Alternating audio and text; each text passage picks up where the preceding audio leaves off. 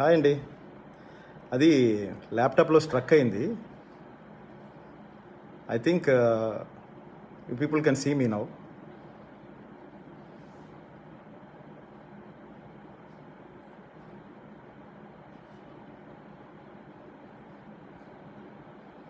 Hello hello వస్తుందా?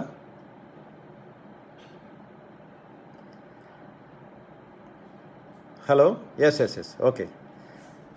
అది laptop struck అవ్వటం వల్ల దీన్ని మొబైల్కి కనెక్ట్ చేస్తున్నాను. Sorry for the disturbance.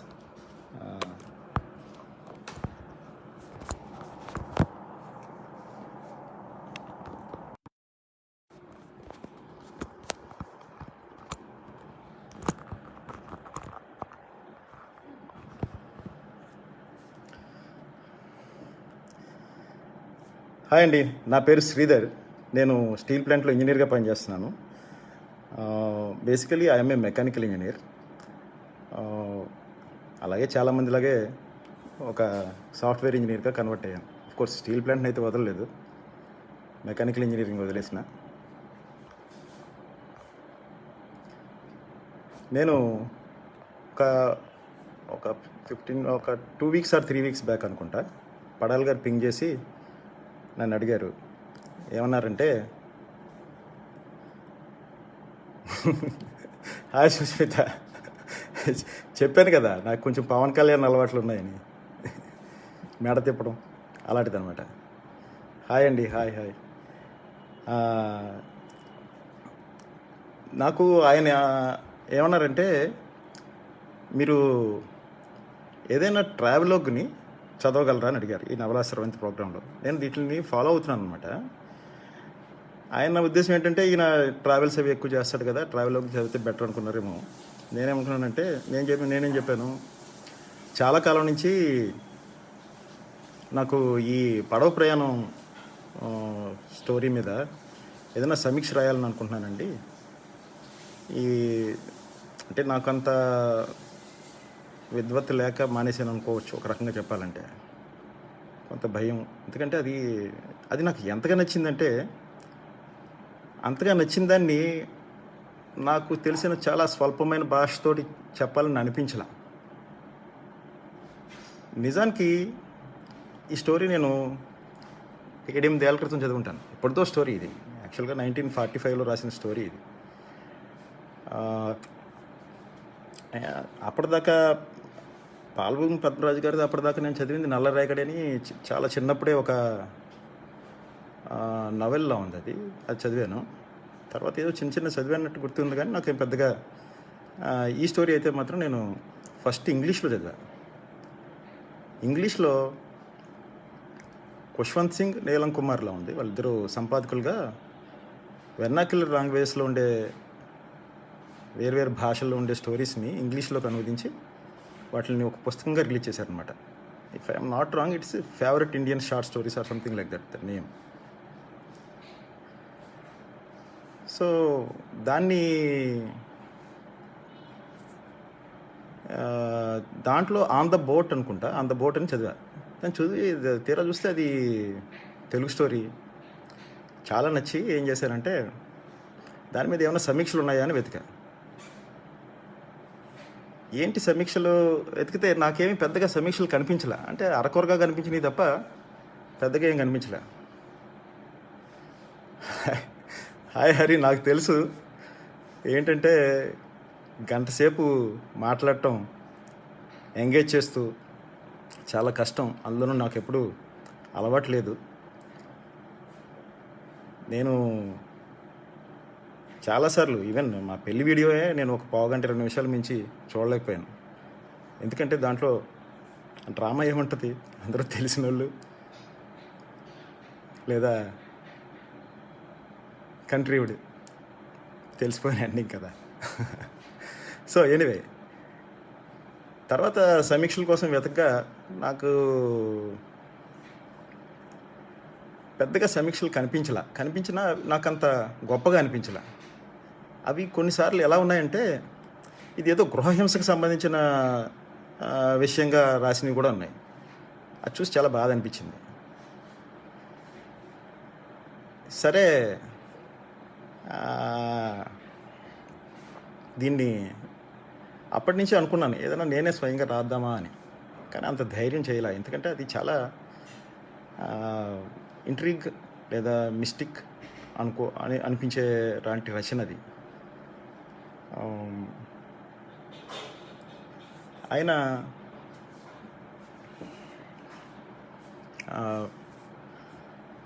తర్వాత బహుశా ఆయనకి పడాల్ గారు నన్ను అడిగినప్పుడు పడవ ప్రయాణం కాకుండా ఏంటి గాలివాన అని అడిగారు ఫస్ట్లో. ఎందుకంటే గాలివాన కథ నాకు తెలిసి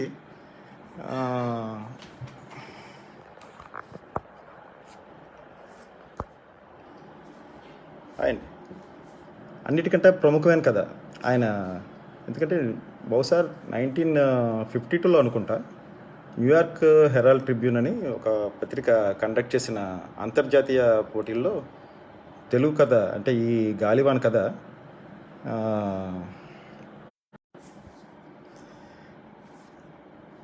52లో బహుశా ఆయనకి ఇలా అంతర్జాతీయ రచన కథల పోటీలో సెకండ్ ప్రైజ్ వచ్చిందనమాట. అప్పుడే తెలుగు కథ స్థాయి అంతర్జాతీయ స్థాయికి వెళ్ళింది.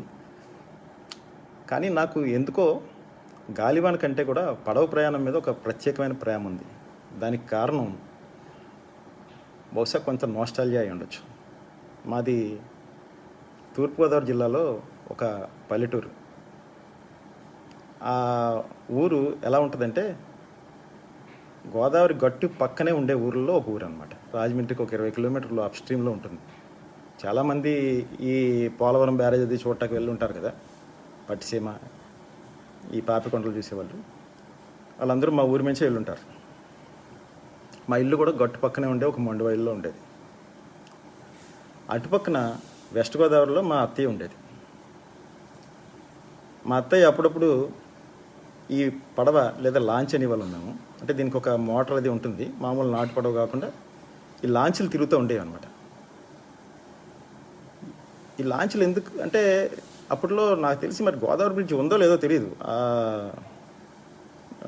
డబుల్ డెక్కర్ బ్రిడ్జ్ ఒకటి ఉంది కదా, రోడ్ కమ్ బ్రిడ్జ్, అది ఉందో లేదో తెలియదు. కానీ బట్ లాంచ్లో వచ్చేది మా అత్తయ్య. వచ్చినప్పుడల్లా నేనేం చేసేవానంటే మా అత్తయ్య కూడా మళ్ళీ వాళ్ళ ఊరు వెళ్ళిపోయేవాడిని. వాళ్ళ ఊరిలో ఎలా వెళ్ళేవాళ్ళం, ఈ లాంచ్లో వెళ్ళేవాళ్ళం. నాకు ఎప్పటికీ గుర్తుంది. బహుశా నాకు అప్పుడు మహా ఉంటే 6 years నుంచి 10 years మధ్యలో ఉండొచ్చు.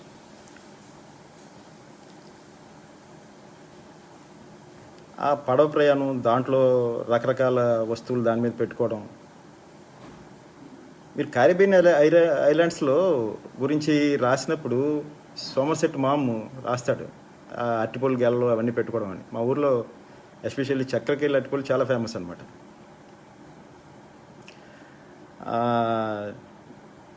అట్టిపొలు గెలలు వేసుకుని అటుపక్క వెళ్ళటం, మా అత్తయ్య నేను అక్కడ ఒడ్లో దిగటం, ఇసుకలో నడవటం. అక్కడి నుంచి ఎలా వెళ్ళి వాళ్ళం వాళ్ళ ఊరు అన్నదేవరపేటని, అక్కడి నుంచి మళ్ళీ ఇంకొక 5-6 కిలోమీటర్ల దూరం ఉంటుంది అనమాట. తాళపూటి రేవులో దిగి ఇవన్నీ ఒక నొస్టాల్జియా. అందుకే ఈ పడవ ప్రయాణం కథని నేను తీసుకున్నాను. అఫ్కోర్స్ పడవ ప్రయాణం కథ వీటన్నిటిని మించిన కథ. అది ఒక మానసిక ఆవరణానికి సంబంధించింది. అది రచయితకి ఆ విషయం బాగా తెలుసు.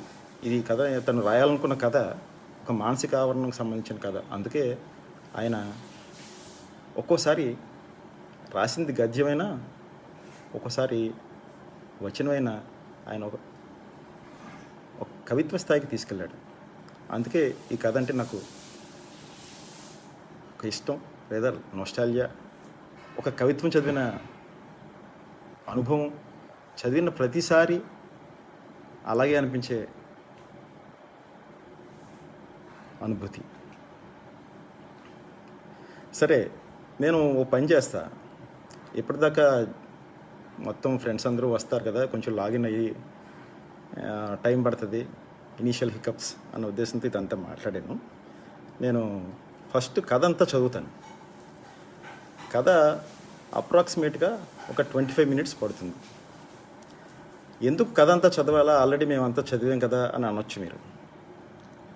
నిజానికి ఈ కథలో చదవటమే మంచిది. ఎందుకంటే ఇంత మంచి కథ ముందు నా సమీక్ష ఏమంత గొప్పది, అది నాకు తెలుసు. అందుకే ముందు నేను కథని చదువుతాను. దయచేసి మీరు నన్ను 2 విషయాల్లో క్షమించాలి. ఒకటి, నేను ఇలా కట్ చేస్తూ మాట్లాడటం, ఎందుకంటే నాకు అనుభవం లేక కట్ చేస్తూ సాగే నా ప్రసంగం. 2, కటింగ్ లేని, అంటే 45 రోజుల నుంచి కటింగ్ లేని నా జుట్టు. ఓకే, ఇప్పుడు కథలోకి వెళ్ళిపోదాం.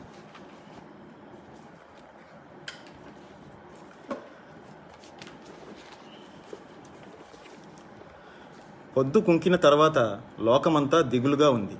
పడవ మెల్లగా నీటి మీద జారుతోంది. నీరు పడవ పక్కని కలకలమంటూ రాసుకుంటోంది. చూపు మేరలా జీవసంచలనం లేని ప్రపంచం నిశ్శబ్దంగా జుమ్మంటోంది. ఆ ధ్వని చెవులకు వినబడక దేహాన్నంతటినీ తాకుతోంది. మనస్సులో లోపల అది నిండుగా కంపిస్తున్నట్టు ఉంటుంది. నేను ముందు స్టోరీ అంతా చదివేస్తాను. చదివేసిన తర్వాత ఒక దీంట్లో కొన్ని ఎపిఫనీ పాయింట్స్ అంటారు కదా, అంటే ఎక్కడైతే ఈ ప్రధాన పాత్రకి ఒక మెలకువ లాంటిది కలిగిందో అది ఎక్కడ ఉంది ఈ కథలో, ఈ వచనం ఎలాంటి ప్రదేశాల్లో, అంటే ఎలాంటి పాయింట్స్లో కవిత్వ స్థాయికి మారింది, అలాంటి వాటిని కొద్దిగా చర్చిద్దాం. ఓకే, ఆ ధ్వని చెవులకు వినబడక దేహాన్నంతని తాకుతోంది. మనసులో లోపల అది నిండుగా కంపిస్తున్నట్టు ఉంటుంది. అప్పుడు ఏదో బ్రతుకు చివర ఆఖరైపోతున్న నిస్పృహ, ప్రశాంతమైన నిరాశ మనస్సులో నిండుకుంటాయి. దూరంగా చెట్లు అస్పష్టంగా మాయగా పడవతో కూడా నిశ్చలంగా ముందుకు సాగుతాయి. దగ్గరగా ఉన్న చెట్లు తలలు విరబోసుకున్న పెద్ద దెయ్యాల్లాగా జీబురుమంటూ వెనక్కి నడుస్తాయి. పడవ కదలదు, కాలవగట్టు కదులుతుంది. నా చూపులు చొచ్చుకొని నీటిలోకి చూస్తాయి. అందులో ప్రతిబింబించిన చీకటిని చీల్చుకుని చూస్తాయి. నక్షత్రాలు మెల్లగా కెరటాల మీద వివశంగా ఉయ్యాలలుగుతాయి. కన్ను తెరిచి నిద్రపోతాయి. గాలి లేదు. పడవలాగే తాడు మునిగర చప్పుడైనప్పుడల్లా బిగువుగా వదులుగా అవుతోంది. పడవ వెనక భాగంలో పొయ్యిలో నిప్పు మండుతోంది. అప్పుడప్పుడు రప్పుమంటోంది, అప్పుడప్పుడు తగ్గిపోతోంది. లోపల ఏవేవో బస్తాలున్నాయి. ధాన్యం, బెల్లం, ఉప్పు, చింతపండు వగైరా. పడవ టాప్ మీద నేను వెల్లకిలా పడుకున్నాను. పడవ లోపల నుంచి చుట్టపొగలు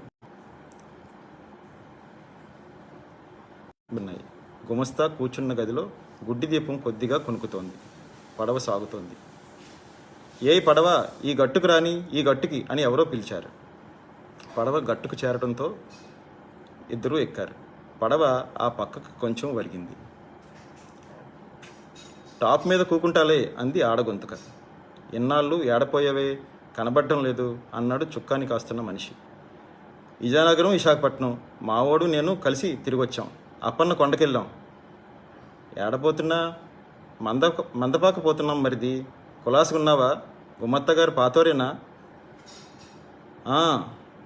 మగవాడు టాప్ మీద అడ్డదిడ్డంగా పడుకుని ఉన్నాడు. అతని నోట్లో చుట్ట పక్కకు పడిపోతే ఆడమనిషి తీసి ఆర్పేసింది.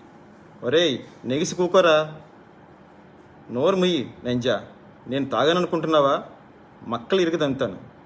ఓ పక్క నుంచి ఇంకో పక్కకి తిరిగి పడుకున్నాడు. ఆడది అతని ఒంటి మీద గుడ్డ కప్పింది.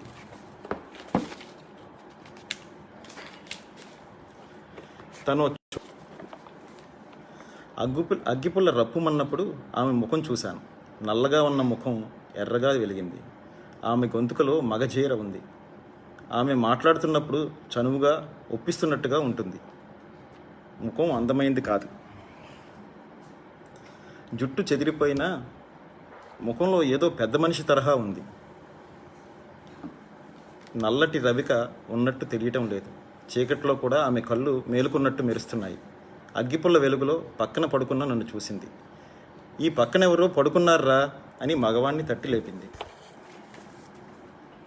తొంగవే నెంజా, గొడవెడితే డొక్కలు ఉడదంతాను. మగవాడు అతి ప్రయత్నం మీద కొంచెం దూరంగా జరిగాడు.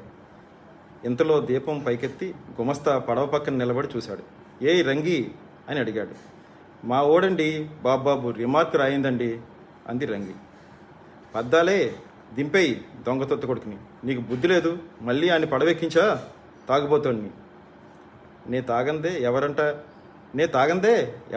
నే తాగానంట అన్నాడు పద్దాలు. ఒరేయ్ దింపేయండిరా, ఎందుకు ఎక్కనిచ్చారు ఇన్ని? చిత్తుగా తాగున్నాడు. చిత్తుగా లేదు, కొంచెం దావతా. ఊరుకోరా గుమత్తగారా బాబాబు, మందపాక్కడ దిగిపోతాం. గుమత్తగారా దండాలండి, తమ దయ్యండి, నేను తాగనేది బాబు. ఏమన్నా అల్లరి చేస్తే కాలువలోకి తోయించేస్తాను, జాగ్రత్త. గుమస్తా గదిలోకి వెళ్ళిపోయాడు. పద్దాలు లేచి కూర్చున్నాడు. నిజానికి అట్టే తాగినట్టు లేడు. కాలువలోకి తోయించేస్తాడంట నా కొడుకు అన్నాడు మెల్లగా. ఊరుకరా వినపడుద్ది, రేపు పొద్దున్న పడవ చూసుకోమని యాసాలు ఎత్తాడు నా కొడుకు. ఉస్, ఆ పక్కన ఎవరో పడుకున్నారు, ఎవరు నిద్రపోతున్నారు. పద్దాలు చుట్ట అంటించాడు. పద్దాలకి బొద్దు మీసాలు, కోలముఖం, ఛాతీ ఎప్పుడూ విరుచుకుని ఉంటుంది. వెన్నెముక ఉండేల బద్దలాగా వంగి నిలబడుతుంది. మొత్తం మీద మనిషి కొంచెం సన్నగా నిర్లక్ష్యంగా ఉంటాడు. పడవ మళ్ళీ నిశ్శబ్దంగా సాగుతోంది. పడవ వెనక భాగంలో నిప్పు రగలటం లేదు. సరంగులు తిండి తిన్న గిన్నెలు తాపీగా మాట్లాడుకుంటూ కడుక్కుంటున్నారు. గాలి చలిగా లేదు, అయినా నేను కండువా కప్పుకున్నాను. అనంతమైన ఆ చీకటికి అసహాయంగా శరీరాన్ని అప్పగించడానికి నాకు భయం వేసింది. గాలి మాత్రం చురుకుగా ఉంది, మెత్తని స్త్రీ స్పర్శలాగా. పడవ నీటి మీద ఎంత మృదువుగా రాసుకుపోతుంది, చెప్పలేనంత మృదుత్వం. విశాలమైన స్త్రీత్వం ఆ రాత్రిలో నిండుగా అలంకరించుకుని ఉంది. ఆ కౌగిలిలో నాకు చిరకాలం నాటి విషాద గాథలు మెల్లగా ఆప్యాయంగా జ్ఞాపకం వస్తున్నాయి. అనాది నుంచి మగవాణ్ణి లాలించి పోషించిన స్త్రీత్వపు గాథలు. నాకు కొంచెం దూరంలో 2 చుట్టలు ఎర్రగా కాలుతున్నాయి. జీవితం అక్కడ కూర్చుని ఆలోచించుకుంటూ చుట్ట కాలుస్తున్నట్టు నాకు అనిపించింది. జీవితం బరువుగా అక్కడ కూర్చొని ఆలోచించుకుంటూ చుట్ట కాలుస్తున్నట్టు నాకు అనిపించింది. వచ్చేదేవురు అన్నాడు పద్దాలు. కాల్దారి అంది రంగి. ఇంకా చాలా దూరం ఉంది, ఇయాల జాగ్రత్తుండరా, వద్దు ఈలు చూసుకుని తర్వాత ఎరా నా మాట నువ్వు రంగి జాలిగా బతిమాలుతూ అడిగింది. బెదురు నంచికి అన్నాడు పద్దాలు అంటూ ఆమె పక్కలో వేలెట్టి పొడిచాడు. అమ్మో అంది రంగి అని తన్మయంగా ఆకాశంలోకి ముఖమెత్తి చీకట్లోకి చూసింది. ఆ స్పర్శ శాశ్వతంగా ఉండిపోవాలని కోరుతున్నట్టుగా ఆమె ముఖమెత్తింది. నాకు క్రమంగా నిద్ర పట్టింది. పడవంతా కూడా నిద్రపోతూ నీటి వాళ్ళకి మెల్లగా జారిపోతోంది. నాకు కొంచెం దూరంలో ఆ 2 వ్యక్తులు కొంతసేపు గుసగుసలాడుతున్నారు. నాకు నిద్ర పట్టినా పూర్తిగా పట్టలేదు. పడవ నడుస్తున్నట్టు, నీరు జారిపోతున్నట్టు, చెట్టు వెనక్కిపోతున్నట్టు తెలుసును. పడవనెవరూ నాగటం లేదు. పడవ లోపలంతా కునుకుతున్నారు. రంగి నా పక్క నుంచి నడిచి చుక్కాని దగ్గరగా వెళ్ళింది. మరిది ఎలా ఉన్నా అంది. నువ్వెలా ఉన్నా అన్నాడు చుక్కాని కాసేవాడు. ఎన్నెన్ని చిత్రాలు చూపించాడు అనుకున్నా మా వాడు. సినిమాకి వెళ్ళాం, వాడల్ని చూసాం. వాడంటే వాడు కాదు మరిది, మా ఊరంత ఉంది. మరి చుక్కాని ఎక్కడుందో కానీ. రంగి అలా ఏదో చాలాసేపు కబుర్లు చెప్తూ కూర్చుంది. ఆ కబుర్లు నన్ను జోకొడుతున్నట్టున్నాయి. పిల్ల నాకు నిద్రొత్తందే అన్నాడు చుక్కాని కాసే మరిది. చుక్కాన్ని నే సొత్తలే, నువ్వలా తొంగో మరిది అంది రంగి.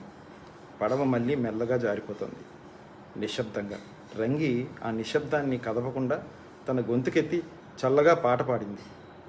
యాడున్నాడో నా ఓడు యాడున్నాడో, కూడి గిన్నెలో పెట్టి కూకునీ సోత్తుంటే, నీడల్లే మా పెళ్ళి నిదరే కంటికి రాదు యాడున్నాడు, తేలల్లి కొండెత్తి తెగకుట్టే సలిగాలికి నా లోపలంతా బిగిసినాడో మరిది, ఎచ్చనీ నీ ఒళ్ళు నన్నొత్తితే కాని చచ్చిపోతానేమో యాడున్నాడు. రంగి గొంతులోని మగజీరలో సంగీతం ఉంది. ఆ పాటలో పడుకుని ఉన్న అన్ని ప్రాణులు ఒకసారి కునికాయి. గడిచిన యుగాల ప్రేమగాథలు వింతగా, మెల్లగా, విషాదంగా ఆ పాటలో కంపించాయి. ఆ పాట నీటి వెల్లువై పొంగితే అందులో లోకం చిన్న పడవలాగా తేలిపోయింది. మానవ జీవితం ఈ ప్రణయంతో, ఈ విషాదంతో బరువుగా, మాయగా, వింతగా అనిపించింది.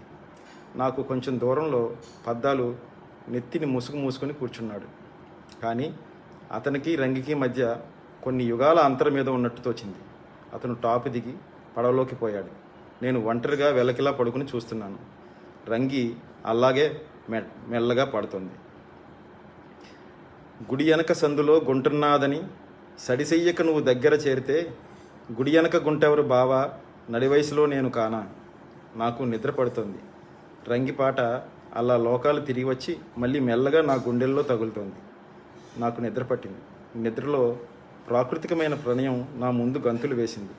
పల్లెటూళ్ళలో కాపుపడుచులు తమ ప్రియులతో దాగుడు మూతలాడుకుంటూ పాటలో కలిసిపోయారు. నేను ఎరగని ఒకనొక స్వాప్నిక లోకం నా ముందు నిద్రలో తెరుచుకుంది. అందులో రంగి పద్దాలు అనేక రూపాలలో తిరుగుతున్నారు. పాట క్రమంగా నా జ్ఞప్తిలో నుంచి పోయింది. నిద్ర నా మనస్సు తలుపులు మూసింది. పడవలో కొంచెం గొడవైంది. నేను కళ్ళు నులుముకుంటూ లేచాను. పడవ గట్టుకు చేర్చి ఉంది. 2 లాంతర్లు పట్టుకుని సరంగులు కంగారుగా పడవ ఎక్కి దిగుతున్నారు. గట్టు మీద రంగిని గట్టిగా పట్టుకున్నారు. అందులో ఒకడు గుమస్తా. అతని చేతుల్లో మడిచిన తాడుంది. రంగికి అప్పుడే దెబ్బలు తగులుంటాయి. నేను చటుక్కున పడవ దిగి గట్టు మీదకి గెంతాను. ఏం జరిగిందని అడిగాను. ఆ దొంగనా కొడుకు పారిపోయాడు, సరుకు ఎత్తుకుపోయాడు. ఈ లంజ ఎక్కడో గట్టుకు తాచింది పడవని. సుక్కాన్ని పట్టుకుంది లంజ. గుమస్తా కోపంగా చిరాగ్గా నిస్పృహతో అన్నాడు. ఏం పోయాయి అని అడిగాను. 2 బెల్లం బుట్టలు, 3 చింతపండు బుట్టలు. నేను అందుకే ఎక్కని వద్దన్నాను. యజమాని నాకు కడతాడు నష్టమంతాను. ఎప్పుడు దింపుకుపోయాడో. కాల్దారి కాడండి బావయ్య. చీ లంజ, కాల్దారి కాడ మేము మేలుకునే ఉంటేనే. అయితే నిడదోల కాడేనండి. ఇది ఇప్పుడు చెప్పదు. రేపు అత్తిల్లో పోలీసు వాళ్ళకి అప్పగిద్దాం. ఎక్కు, పడవెక్కు. నన్ను ఇక్కడ ఒగ్గేయండి బాబాబు. అట్టే ఏసలేకు, ఎక్కెక్కు. గుమస్తా ఆమెను పడవైపు తోశాడు. 2 సరంగులు ఆమెను పడవెక్కించారు. నిద్ర మొహాలు చేరారు. చూసుకోవద్దు. దాని చేతుల్లో సుక్కాన్ని ఎవరెట్టమన్నారు? బుద్ధి లేదు. గుమస్తా అందరి మీద విసుక్కుని గదిలోకి పోయాడు. రంగిని టాప్ మీదకి ఎక్కించారు. ఒక సరంగు ఆమె పారిపోకుండా కాపలా ఉన్నాడు. నేను కూడా టాప్ మీదకి ఎక్కాను. పడవ మళ్ళీ కదిలింది. నేను చుట్ట ముట్టించాను. అయ్యగారు, సొట్టిప్పించరు? రంగి చనువుగా అడిగింది. నేను చుట్ట అగ్గిపెట్టి ఇచ్చాను. ఆమె చుట్ట ముట్టించింది. మరిది, నన్ను పోలీసులకు అప్పగించి ఏం లాభం? గుమస్తా వదలడు అన్నాడు సరంగు. పద్దాలు నీ మొగుడా అని అడిగాను. మా ఓడు అంది రంగి. దీన్ని నగ తీసుకుపోయాడండి. పెళ్ళాడలేదు. ఆడికి ఇంకొకటి ఉంది. ఇప్పుడు అది ఎక్కడుందో అన్నాడు సరంగు. కొవ్వూరులో ఉంది. రంగు పొంగు బాగుంది. ఇప్పుడు నేను తిన్నని తన్నులు తింటే అది నాలాగే అవుద్ది. గుడిసేటి నంజ. మరి నీకింకా వాడితో ఎందుకు అన్నాను నేను. ఆడు నా ఓడండి అంది, అంతా అందులోనే ఉన్నట్టుగా. మరి ఇంకొకరితో పోతున్నాడు అన్నావుగా. నా దగ్గర రాకుండా ఎక్కడికి పోతాడు? మగోడికి ఎంతమంది అయితే మాత్రమే. ఆడండి అయ్యగారు మా రాజండి. అలాంటి మనిషి లేడండి. మళ్ళీను బాబో, ఆడి సంగతి మీరింకా ఎరగరు. ఇది ఎంత రంగుగా ఉండేదనుకున్నారు? ఓ తూరండి దీన్ని గుడిసెలో పెట్టి గుడిసె అంటించేశాడు. మగ్గిపోయిందనుకోండి. ఇంకా దీనికి భూమి మీద నూకలున్నాయి కానీ అన్నాడు సరంగు. అయ్యగారు, అప్పుడు ఆడి కనపడితే పీకి నులిమేద్దాం అనుకుండేది. కాలిన గడవటి ఈపు మీద పడిందండి. ఆమె వెనక్కి తిరిగి డ్రైవ్కి కొంచెం పైకెత్తింది. తెల్లటి మచ్చ ఆ చీకట్లో కూడా స్పష్టంగా కనపడింది. మరి నిన్నిల్లా చేస్తుంటే ఇంకా వాడిని పట్టుకు దేవులాడతావేం అని అడిగాను. ఏం చేయను, ఆడి కంట పడితే అన్నీ మర్చిపోయి కరిగిపోతాను. ఎంత జాలిగా మాట్లాడతాడని. ఈ సందాల కొవ్వూరులో బయలుదేరాం. దారిలో నన్ను ఎంతో జాలిగా బతిమాలాడు. ఈ పడవలో ఎక్కి చేతికిచ్చిన సరుకు దించిపారేయాలని. నేనుంటే గానీ సాగదు. అడ్డదోవన నడిచి మడుగు చేరుకున్నాం. ఎక్కడ దింపేశాడు సరుకు? ఎక్కడో నాకు గుర్తునేదండి.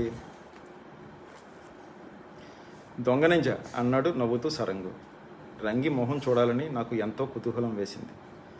దాని కటిక చీకట్లో ఆమె కానీ కటిక చీకట్లో ఆమె మాయ మనిషిలాగా అవ్యక్తంగానే ఉండిపోయింది. పడవ మెల్లగా పాకుతోంది. నడిరాత్రి గడిచిన కొద్దీ గాలి చిరుచలిగా తగులుతోంది. చెట్ల ఆకులు కొద్దిగా కదులుతున్నాయి. మళ్ళీ పడవని సరంగులు లాగుతున్నారు. నాకింక నిద్ర పట్టలేదు.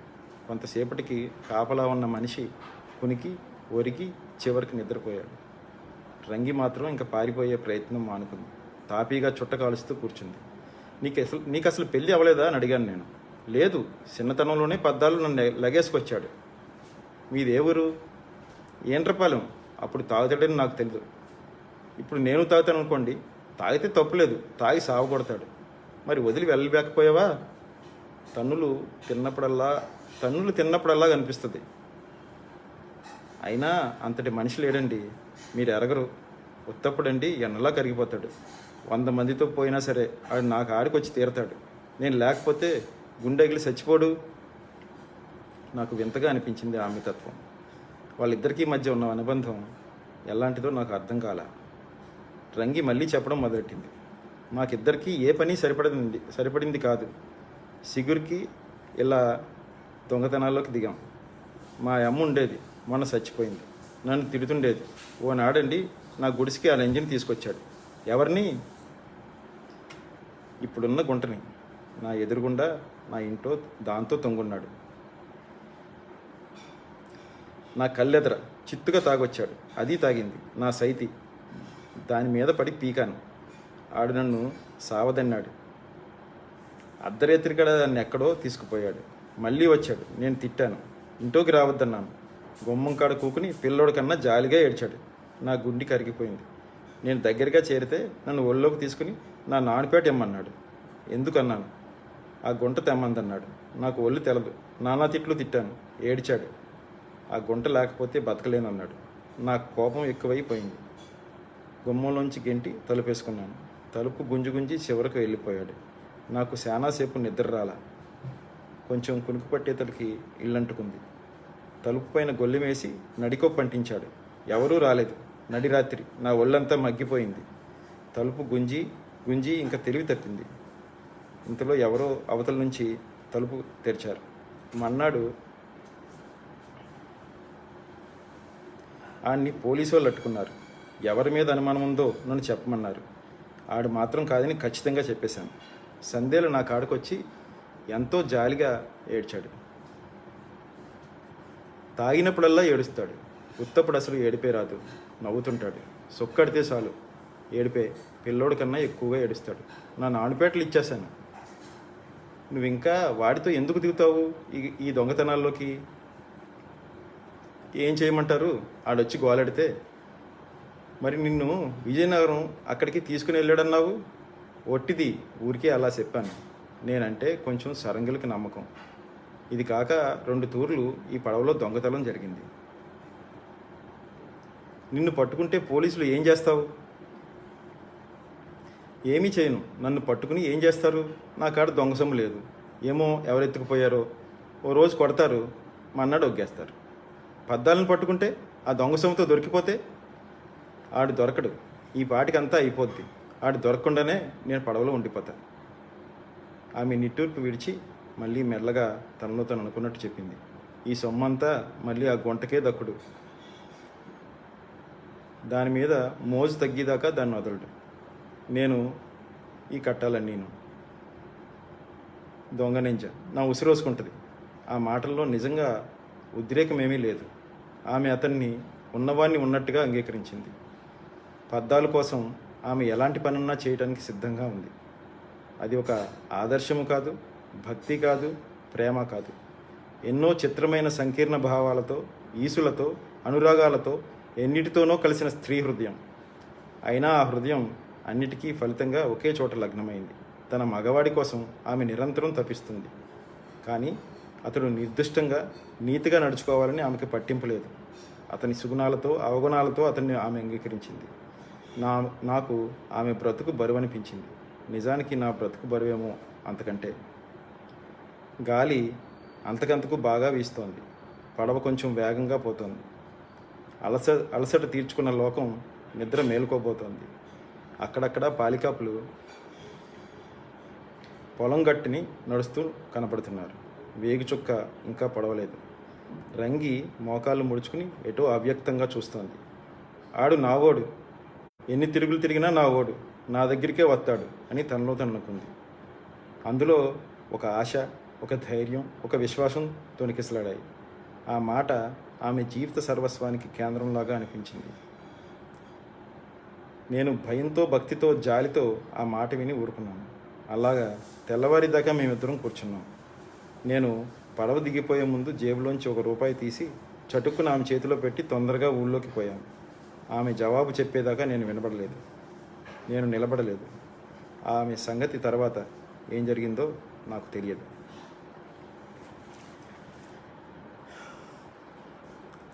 కృష్ణజ్యోతి గారు ఆమెది ఒక రకమైన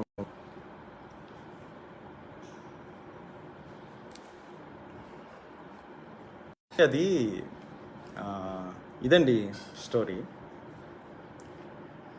ఈ కథ అంటే ఇది యాక్చువల్గా 1945లో రాసింది. ఈ స్టోరీ ఎండింగ్లో రూపాయి ఎందుకు ఇచ్చినట్టు అంటే అది తన గిల్ట్ని ఏమన్నా కంపెన్సేట్ చేయడం కోసం చేసాడేమో. అది ఆ ఎండింగ్ అనేది అది ఈ కథలో చాలా చిన్న పార్ట్ కాబట్టి దాని గురించి. మంచి కథలో ప్రతి కథ, ఏ కథ అయినా సరే మంచి కథ అంటే దాంట్లో ఒక ఎపిఫనీ పాయింట్ అని ఉంటుంది. అంటే ఎపిఫనీ క్షణం అంటే మెలకువ, లేకపోతే ఒక రియలైజేషన్ పాయింట్ ఉంటుంది. అంటే జేమ్స్ జాయిస్ ఏమంటాడంటే ఈ రియలైజేషన్, ఎపిఫనీ వస్తుంది, ప్రధాన పాత్రకు సంభవించేది. ఆ ఎపిఫనీకి లోనైన తర్వాత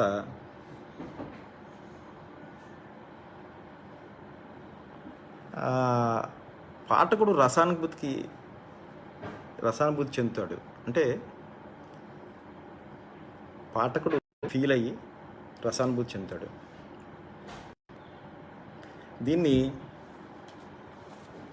దాంట్లో ఈ కథలో ఇంకొక గొప్పతనం ఏంటంటే రచయిత, ఈ కథలో ప్రధాన పాత్ర ఎవరు? రంగి. కానీ ప్రధాన పాత్ర రంగికి ఆమె ప్రేమించే చాలామంది ఇక్కడ కామెంట్స్లో రాశారు. ఏం రాశారంటే అమ్మాయికి అమాయకత్వం అనో, లేకపోతే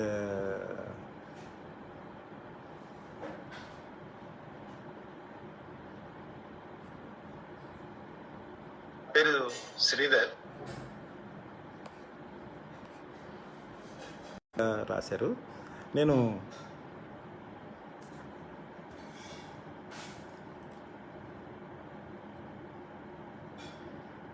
అచ్చా, ఇంకా లౌడ్గా కావాలండి? ఇంకా లౌడ్ కావాలా? ఇప్పుడు పర్వాలేదు అనుకుంటా. ఓకే. కానీ ఇది యాక్చువల్గా చిన్న వీరభద్రుడు గారు ఒకసారి కథలు ఎలా ఉండాలి అని కథ యొక్క శిల్పం మీద రాసిన, ఐ థింక్ 3వ ఏదో సిరీస్లో ఒకసారి చదివాను నేను. ఆయన ఈ ఎపిఫనీ పాయింట్ గురించి రాశారు. అంటే జేమ్స్ జాయిస్ కోట్ చేస్తూ ఈ కథలో ఎక్కడుంది ఆ పాయింట్ అన్నది నేను చెప్పదలుచుకున్నాను. ఈ కథలో రచయిత యొక్క గొప్పతనం ఏంటంటే ఈ కథలోని రంగి ఫీల్ అవ్వాల్సింది ఏం లేదు, అంటే రియలైజ్ అవ్వాల్సిందంటూ ఏం లేదు. ఆమె అతన్ని ఆమెలాగే ప్రేమించిందనమాట. సో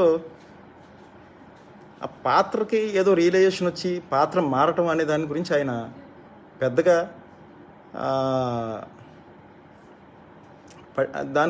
ఆలోచించలేదు. అందుకోసం ఆయన ఏం చేశాడంటే నిజానికి ఈ రియలైజేషన్ లేదా మెలకువ ఆయనకు వచ్చినట్టుగా ఆయన తానే ఒక పాత్ర అయిపోయాడు. అంటే తను నేరేటర్ కింద, ఒక పాత్ర కింద దాంట్లో తనకు తానే కథలో ఇరికించుకున్నాడు అనమాట. ఇరికించుకుని ఆయన ప్రత్యక్ష సాక్షిగా ఆ కథని మనకి నేరేట్ చేశాడు. ఆ నేరేట్ చేసినప్పుడు ఆయన ఒక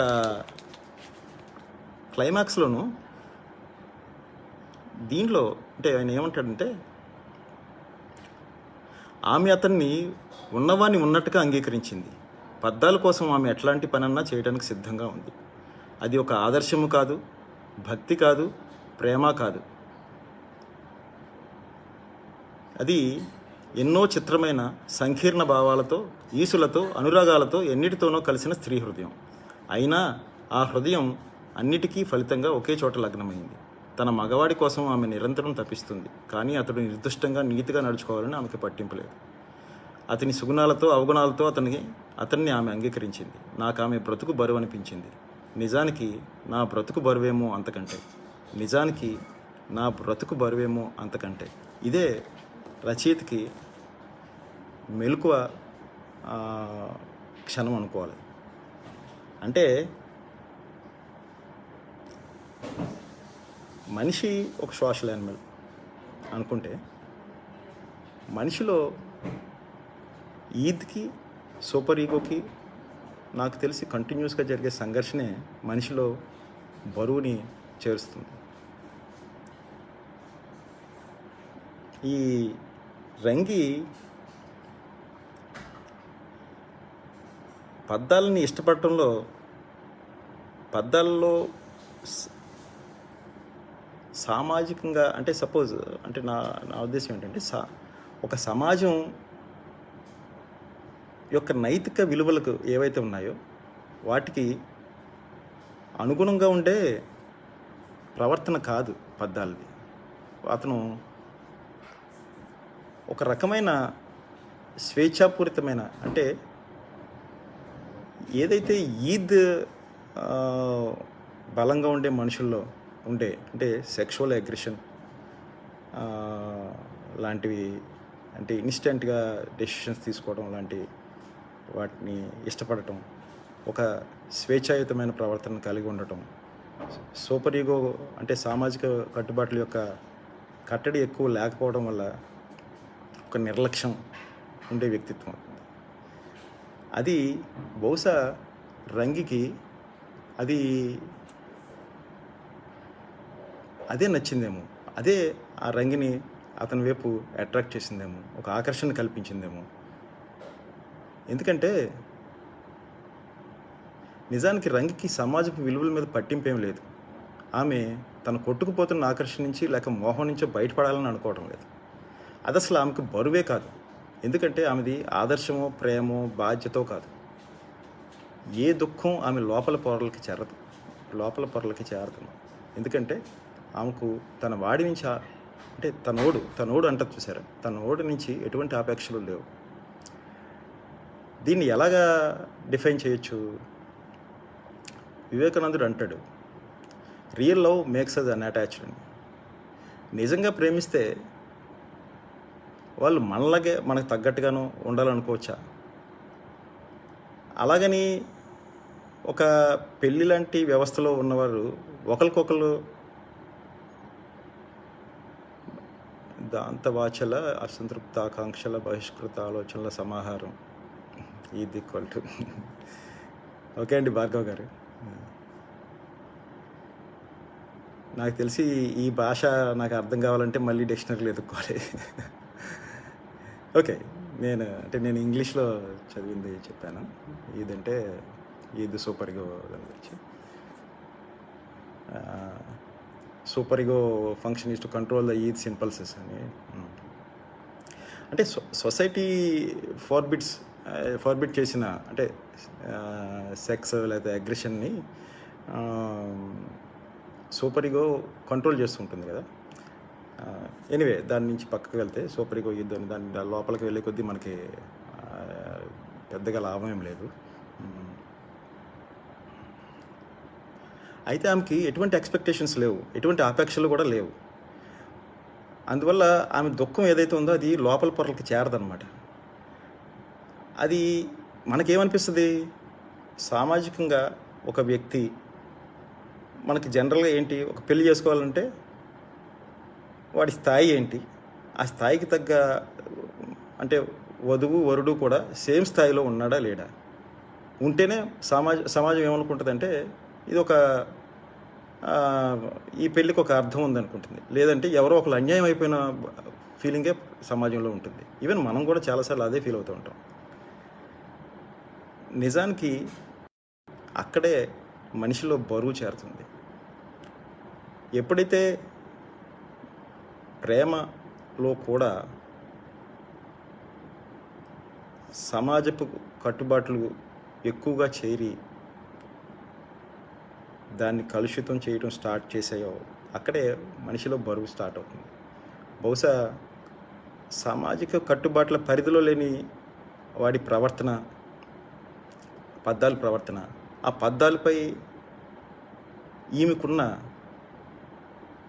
ఆకర్షణ మనకి అదొక విచిత్రంగాను, ఒక ఉన్మాదంగాను కనిపించవచ్చు. కానీ అదే మనకి ఆ రచయితకి ఏమనిపిస్తుంది అంటే, ఈవిడిది ఎంత బరువైన జీవితం, ఎలా గడుపుతుంది వీడితోటి, ఈయన వదిలించుకోలేకపోతుంది అనే ఫీలింగ్ని కలిగజేసింది. కానీ రచయిత మళ్ళీ వెంటనే అంటాడు,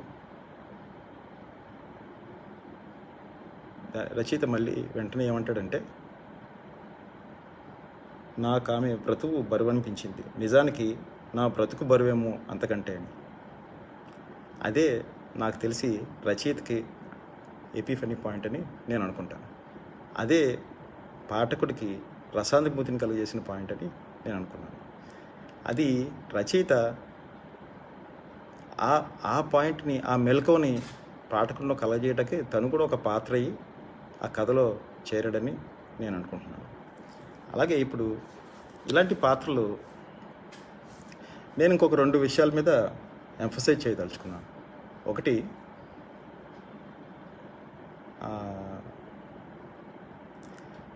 ఈ రచన పూర్తిగా మానసిక ఆవరణకు సంబంధించిన రచనని రచయితకి తెలుసు. అందుకే ఏం చేశాడంటే, ఒక్కొక్కసారి గద్యాన్ని, అంటే వచనాన్ని కవిత్వ స్థాయికి తీసుకెళ్ళాడు. అది ఎక్కడెక్కడ జరిగిందన్నది ఒకసారి కొంచెం చర్చించి, తర్వాత ఇలాంటి పాత్రలు, అంటే ఈ రంగి లాంటి పాత్రలు ప్రపంచ సాహిత్యంలో ఏమన్నా ఉన్నాయా, ఉంటే వాటికి దీనికి ఏమన్నా పోలికలు ఉన్నాయా, లేదా తేడాలు ఉన్నాయా, వాటి సామాజిక పరిస్థితి ఏంటి, ఈ పాత్ర యొక్క సామాజిక పరిస్థితి ఏంటి అన్నది చర్చించి ముగించుదాం. ఒకటి, ఈ కథలో మన ప్రాచీన భారతీయ సాంప్రదాయం ప్రకారం రచనలో ఒక పద్ధతి ఉంది, రచనలు చేసే పద్ధతి. ఏంటంటే, ఆ రచన దేనికి సంబంధించింది అంటే, ఇప్పుడు సపోజ్ ఒక కథ, ఆ వస్తువు ఆ వస్తువు ఏదైతే చెప్పదలుచుకున్నాడో రచయిత లేక కవి, ఆ రచన యొక్క మొదటి పేరాలో కానీ లేక మొదటి పద్యంలో కానీ సూచన మాత్రంగా అది ఏంటి అనేది చెప్తాడనమాట. అంటే అది దేని గురించి తను, అంటే ఒక మెటఫర్ లాగా చెప్పడానికి ట్రై చేస్తాడనమాట. ఇది ఈ రచనలో కూడా మనకి కనిపిస్తుంది. ఎందుకంటే మొదటి పేరాలోనూ నేను ఒకసారి మళ్ళీ చదివి వినిపిస్తాను. దీని గురించి ఇంకా క్లియర్గా అర్థం కావాలంటే, మాకు ఒకసారి మా తెలుగు ప్రొఫెసర్, నేను ఒకసారి తెలుగులో కోచింగ్ తీసుకున్నాను అనమాట. ఆయన మనుచరిత్ర ద్వితీయాశ్వాసం గురించి మాకు చెప్తూ, దాంట్లో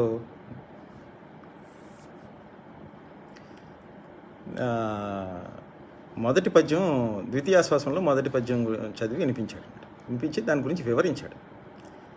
అది చాలామందికి తెలిసే ఉంటుంది, ఇందులో ఈ స్టోరీతో పాటు అది కూడా చాలామంది చదివే ఉంటారు. బట్ ఒకసారి అదేంటంటే, అటజనిగాంచి భూమిసురుడు అంబర చుంబి శిరస్సర ఝరీ పటల ముహుర్లుట దబంగ తరంగ మృదంగ నిస్వన స్ఫుట అని నటనానుకూల పరిఫుల్ల కలాప కలాపి జాలమును కటకచరత్కరేను కరకంపిత సాలము శేతశైలం అని ఒక పద్యం ఉంటుంది. అది ఒక శ్రీశ్రీ పద్యం యొక్క నడక లాగా అనిపిస్తుంది నాకు. బహుశా అప్పుడు నేను బట్టి కొట్టినట్లు ఇది ఒకటే గుర్తుంది. అది ఆ పద్యం గురించి, ఆ పద్యం ఎందుకు గుర్తుందంటే, ఆ పద్యం గురించి ఆయన బాగా వివరించాడు, ఎలా బాగా చెప్పాడు అంటే ఇప్పటివరకు నాకు గుర్తుండిపోయింది. ఏంటంటే, అది ఎక్కడ రాశాడు ఆ పద్యం, ఆయన ద్వితీయాశ్వాసంలో మొదటి పద్యం. అది ద్వితీయాశ్వాసం దేనిది, అది వరుదిని ప్రవరాఖ్యుడు ఇద్దరి యొక్క కలయిక గురించి రాసిన ద్వితీయాశ్వాసం కలయిక వాళ్ళ మధ్య సంభాషణ, ఆ, అదే మేజర్గా ఉంటుందన్నమాట ద్వితీయాశ్వాసంలో. మొదటి పద్యం యొక్క మీనింగ్ ఏంటంటే, ప్రవరాఖ్యుడు హిమాలయాలకు వెళ్తాడు. అక్కడ ఆకాశాన్ని అంటే శిఖరాల నుంచి సెలయేళ్ళు కిందకి దుంకుతూ ఉంటాయి. అవి మృదంగ ధ్వని అవి అవి అవి చేసే మృదంగ ధ్వనిని పోలుస్తుందట. ఆ మృదంగ ధ్వనికి అదేమో మృదంగమేమో అనుకుని అక్కడ ఈ నెమళ్ళు నాట్యమాడుతున్నాయట. కొండల మధ్య ఎత్తైన చెట్లు ఉంటాయి కదా ఈ హిమాలయాల్లో. ఏనుగులు తొండాలతోటి ఆ చెట్లను చుట్టి వాటిని కదపడానికి ప్రయత్నిస్తున్నాయట. అలాంటి హిమాలయ పర్వతాలని చూశాడు ఆ ప్రవరాకుడు వెళ్ళని ఫస్ట్ పద్యంలో రాస్తాడు. ఎందుకు రాస్తాడు? తను ఆ ద్వితీయాశ్వాసంలో చెప్పబోయే అంటే ద్వితీయాశ్వాసంలో ఏంటి, ఈ వరుదిని తన ఆకర్షణతో నిశ్చల మనస్కుడైన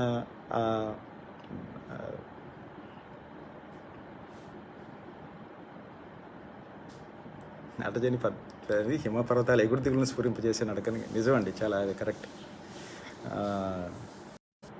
తన ఆకర్షణతోటి చుట్టి అతన్ని కదల్చడానికి కదల్చబోతోంది అని చెప్పడానికి ప్రిల్యూడ్గా ఈ పద్యాన్ని వాడుకున్నాడని ఆయన చెప్పాడు. అప్పుడు నాకు చాలా బాగా అనిపించింది. ఎందుకంటే అప్పట్లో నేను మిగతా ఎక్కువ ఏం చదవలేదు, ఇలాంటి కొన్ని అది కూడా ఏదో సిలబస్లో ఉందని చదవడం వల్ల.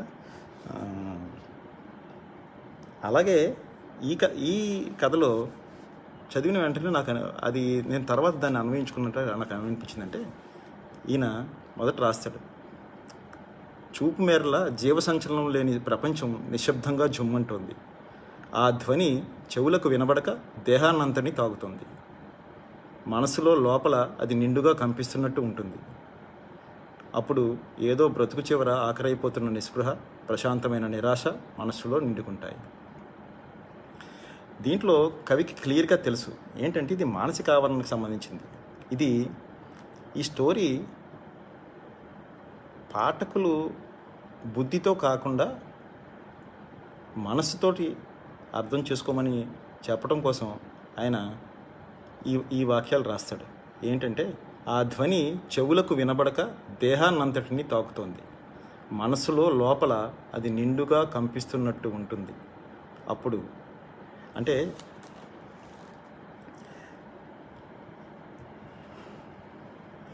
ఆయన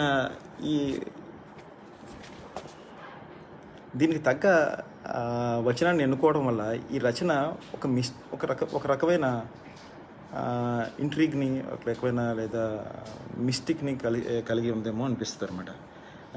దాన్ని పోకుండా అటువంటి భాషనే వాడటం, జీవితం బరువుగా అక్కడ కూర్చుని ఆలోచించుకుంటూ చుట్ట కాలుస్తున్నట్టు నాకు అనిపించింది అంటాడు. ఎంత అంటే అది ఇమేజరీ, అది అసలు ఒక రకమైన ఫీల్ని తీసుకురావడంలో రచయిత పూర్తిగా సక్సెస్ అయ్యాడని నాకు అనిపిస్తుంది. అందులో కూడా ఆమె ఎక్కువ మాట్లాడదు. రంగి ఒకటే అంటుంది, ఆ రంగిని అందరూ అసలు ఎందుకు నువ్వు ఆడుతున్నావు, ఎందుకు ఆడుతున్నావు అని అంటే ఒకటే చెప్పింది,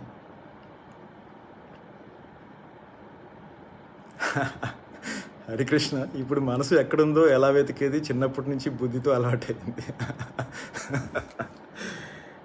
మనసు అదే. యాక్చువల్గా ఒక విషయం ఏంటంటే, మనసుతోటి వెతికితే రాదండి అది. ఇంకా అది ఇట్ హ్యాపెన్స్. చాలామంది అంటుంటారు కదా ప్రేమ ఏంటని. ప్రేమ అన్నది ఇట్ హ్యాపెన్స్ అంతే, దాన్ని వెతుక్కుని చేసేది కాదు, అది పెళ్ళి.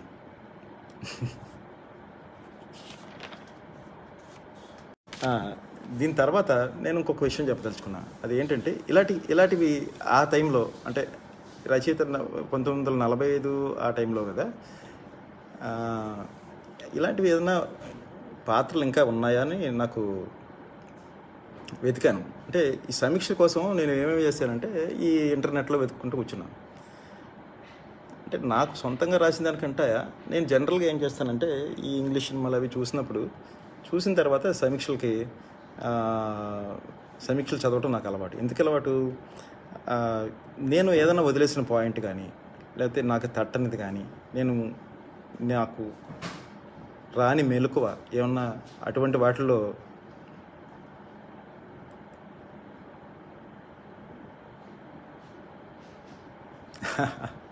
Everything is happening.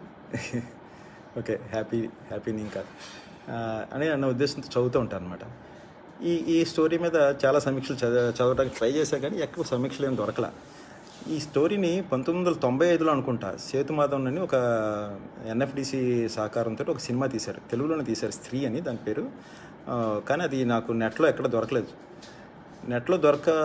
కానీ యూట్యూబ్లో మాత్రం దాని ట్రైలర్ ఉంది.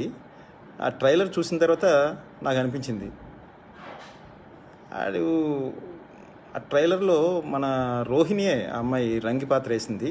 మరి అతను పద్దాల కింద వేసినాడు, అతను ఎవరో తెలియదు. మన రచయిత ఏమో ఉండేలు బద్దలాట వ్యక్తి అంటాడు, ఆడు ఉండలేని బద్దలా ఉన్నాడు.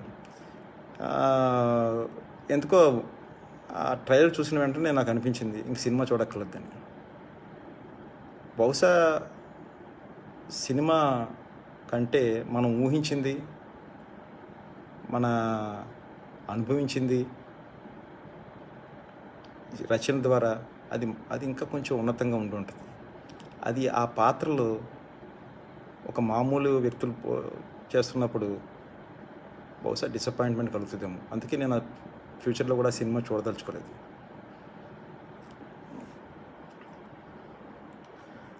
ఇప్పుడు ఈ పాత్రలకి ఇటువంటి పాత్రలు ఏమైనా ఉన్నాయా? నేను చదివిన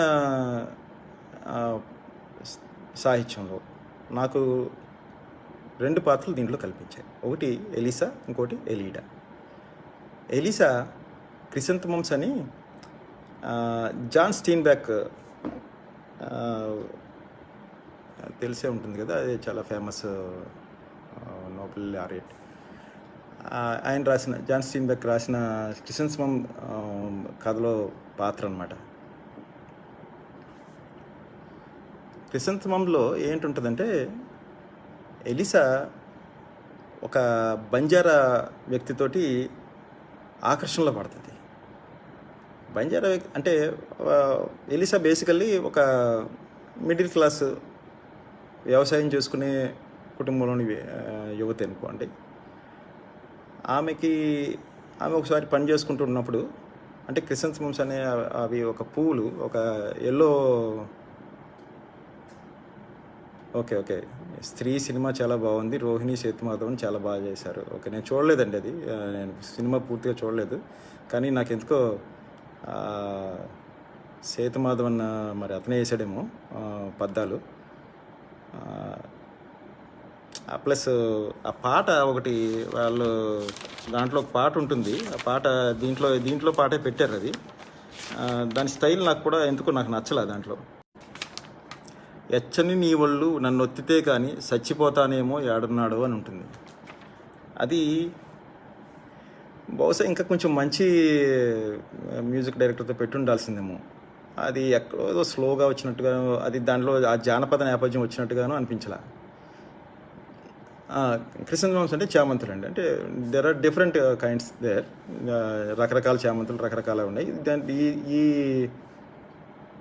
గ్రేప్స్ ఆఫ్ రాత్ రాసిన స్టీన్బెక్కే, ఆయన రాసింది క్రిసంతమమ్స్ స్టోరీ. ఆ స్టోరీలో ఎలిసా ఉంటుంది. ఎలిసా తను పని చేసుకుంటున్నప్పుడు ఒక బండి వస్తుంది అనమాట. ఆ బండి ఏంటంటే ఒక పక్కన గుర్రం, ఒక పక్కన గాడిద వేసుకుని ఒక బండిలో ఒక అతను వస్తాడు. అదేంటి, మనకి చిన్నప్పుడు మాటలు వేసేవాళ్ళు ఉంటారు కదా, ఆ మాటలు వేసే టైపులు, అంటే ఇంట్లో ఏమైనా వస్తువులు ఉంటే అవి బాగు చేసి, పాత వస్తువులన్నీ బాగు చేసి మనకి ఇస్తూ ఉంటారు. ఆ టైప్ ఆఫ్ బండి వేసుకుని ఒకడు వస్తాడు. అది రగ్గడ్గా అంటే వాళ్ళు బేసికల్లీ బంజారా జీవితం గడుపుతూ ఉంటాడు అనమాట. అంటే ఆ బండి మీద ఎక్కడికి వెళ్తే అక్కడ తిరుగుతూ ఉంటాడు. ఎవరన్నా పని చేయించుకుంటే పని చేస్తాడు, డబ్బులు సంపాదించుకుంటాడు, తింటాడు, మళ్ళీ బండి ఎక్కేస్తాడు అనమాట. ఈమె ఫస్ట్లో ఆ చేత పని చేయించుకుంటాక ఇష్టపడదు. కానీ అతనితో మాటల్లో తెలుస్తుంది ఏంటంటే, అతను ఏం చేస్తాడు, దీని చేత పని చేయించుకోవడం కోసం తనకు కూడా క్రిసంతమమ్స్ ఇష్టమని, అంటే ఆ బంతిపూలు ఇష్టమని చెప్పి నమ్మిస్తాడనమాట. తర్వాత ఆమెకి మెల్లిగా వాడి మీద ఆకర్షణ కలుగుతుంది. అతని జీవితం మీద ఆకర్షణ కలుగుతుంది. అతని యొక్క బంజారా జీవితం మీద ఆకర్షణ కలుగుతుంది. ఎందుకు కలుగుతుంది? ఆమె నాకేమనిపించిందంటే, బహుశా ఆమె స్వేచ్ఛా సాహసాలతో కూడిన పురుష ప్రపంచానికి ప్రతీకగా అతను చూసిందేమో అనిపించింది. కానీ ఆమెకి తెలుస్తుంది తన జీవితంలోని బరువు. తను దాని నుంచి బయటపడలేదని, అతనితో పాటు వెళ్ళలేదని. ఆమె ఆల్రెడీ వివాహిత అనమాట. అందుకే తన జీవితంలోని బరువును గుర్తించినా దాని నుంచి బయటపడే నిస్సహాయతతో కూరుకుపోతుంది. ఆమెలో ఆ క్షణంలో కలిగిన అది చాలా సటిల్గా, డైరెక్ట్గా చెప్పడు రచయిత ఎక్కడ. రచయిత సొంతంగా అసలు ఈ మన పద్మరాజు గారు రాసినట్టుగా కూడా రాయడు. అది పూర్తిగా సూచనప్రాయంగానే రాస్తాడు. అది తీసుకుని చామంతి పూలు ఆ చామంతి పూల స్ప్రౌట్స్ని వాడు ఆ బంజారా వాడు తీసుకుని వేరే వాళ్ళకి ఇస్తానని చెప్పి దారిలో పడేస్తాడనమాట. అది చూస్తుంది కూడా. చూసిన తర్వాత ఇంకా అది ఒక రకమైన విషాదానికి లోనవుతుంది. ఆ ఎలీసాని కానీ ఈ రంగిని కానీ ఏది వీళ్ళని ఆకర్షించింది అని అంటే, బహుశా ఒక రకమైన స్వేచ్ఛాయుతమైన, అంటే మనిషి బాల్యం వైపు కానీ ప్రకృతి వైపు కానీ ఎందుకు చూస్తాడు? బహుశా దానికి కారణం స్వేచ్ఛ కోసమేమో. తన అన్వేషణ బహుశా స్వేచ్ఛేమో. బహుశా ఈ సామాజిక కట్టుబాట్లలో ఉన్న బరువుని కోసం చేసే ప్రయత్నమేమో. నేను బహుశా నా జ్ఞానంతో, నా భాషతో సరిగ్గా చెప్పలేకపోతున్నానేమో. కానీ ఇంకొక పాత్ర ఏంటంటే ఎలీడా ఇబ్సెన్ రాసిన నాటకం ఒకటి ఉంది, లేడీ ఫ్రమ్ ద సీ అని.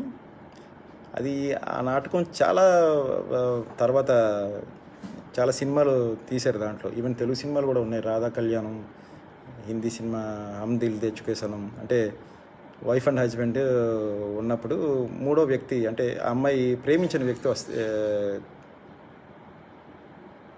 కట్టుబాట్లు అనే శృంఖలాల కన్నా బరువే ఉంటుంది. అవునండి. అలాగని ప్రపంచం నడవాలంటే మరి అవి కూడా ఉండాలి కదా. సో అందుకే నేను ఒక పాయింట్ చెప్పదలుచుకున్నాను. ఏంటంటే దీంట్లో తరగతి అంతరం కూడా ఉంది ఈ పాత్రల మధ్య. ఈ ఎలిడా గురించి చెప్పేసి తర్వాత అసలు ఆ తరగతి అంతరం వల్ల ఆ పాత్రల యొక్క బిహేవియర్ మారుతుందా లేదా అన్నది ఒకసారి చర్చిద్దాం. నేనేమి జడ్జిమెంటల్గా ఉండదలుచుకోలేదు. నాకు అర్థమైంది చెప్తాను అంతే.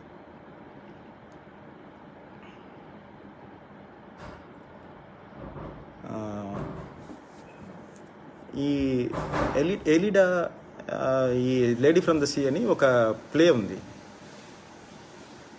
ఆ ప్లే ఇబ్సెన్, అంటే నార్వేన్ ప్లే రైట్ ఇబ్సెన్ రాసిన ఇదనమాట. దాని తర్వాత చాలా చెప్పాను కదా, చాలా స్టోరీల కింద వచ్చింది. అంటే వైఫ్ అండ్ హస్బెండ్ మధ్య మూడో వ్యక్తి. అది ఏంటది? ఆమె ప్రేమించిన వ్యక్తి